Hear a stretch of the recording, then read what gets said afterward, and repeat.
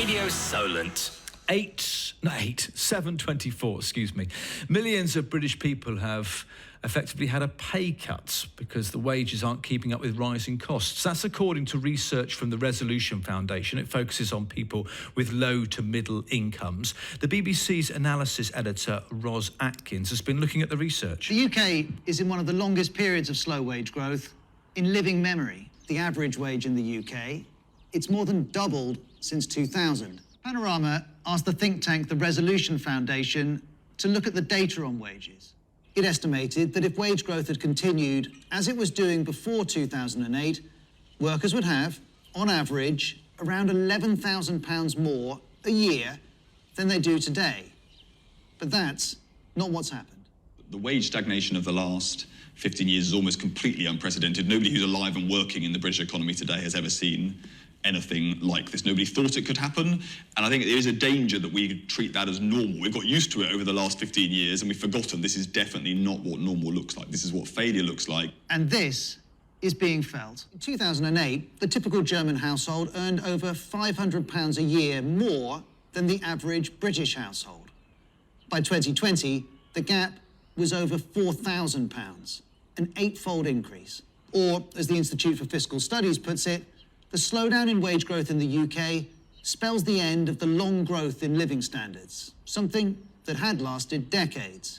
The idea that each generation does at least as well as the one before has, for the moment, ended. The think tank says if wages hadn't stagnated, the average worker could be earning £11,000 more per year. Let's put some of this to Richard Werner, Professor of Banking and Economics at the University of Winchester. Richard, welcome to the show. Is low wage inflation failure? Well, it's a failure of the economy and society to take care of people the way it should. Economic theory says that wages and salaries should rise in line with productivity, and actually the UK has a problem with low productivity growth, but it looks like wages and salaries even haven't kept up with that.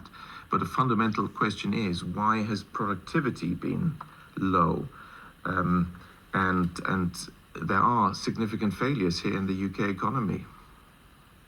Is there a number one issue as an economist that you look at? Is it to do with productivity? Is it to do with innovation, our global standing? Because this seems to have been happening for quite a while. That's right. There is certainly not a lack of innovation, creativity. The UK is doing very well on that count. So it seems to be a bit of a puzzle, isn't it? Well, wage growth is linked to productivity, and UK productivity has been depressed for a significant time.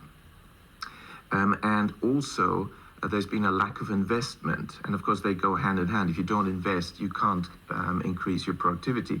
Well, what's the elephant in the room? Something that we're not supposed to mention. Well, in order to invest and boost productivity, and that applies to all companies, particularly the majority of companies, which are small companies, small, medium-sized enterprises and very small companies. In order to do that, you need money. Where do companies get money from? Particularly small firms, which account for the majority of employment. They're dependent on bank loans. And that's where the UK has had a big, big problem for the past century, but it got worse in the past, 15 years or so, since the financial crisis, 2008. The problem is this concentration in the banking system. We've got 5 very large banks, and big banks want to do big deals with big companies. They're not interested in lending to small firms. And of course, the big banks are closing branches.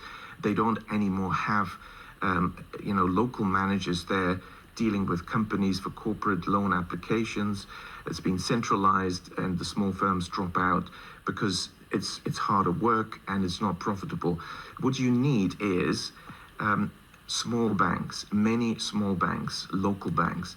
Now, if we compare the UK with Germany, this becomes very obvious, because Germany is a very similar country in many ways, but productivity has been much, much higher. Investment has been much higher. Growth has been much more stable. And wages have been rising much more, wages and salaries. And the difference is, instead of having 5 big banks, like the UK, concentrated banking system, these big banks accounting for almost 90% of deposits. In Germany, these big banks account for 15% of bank deposits, and the vast majority are over 1,000 small local banks, community banks, which only lend locally. They're small and they want to lend to small firms, and that's how you make sure the majority of companies has the money to upgrade to the latest technology, invest, boost productivity, and then you can pay much more. And of course, you'll be also much more successful internationally.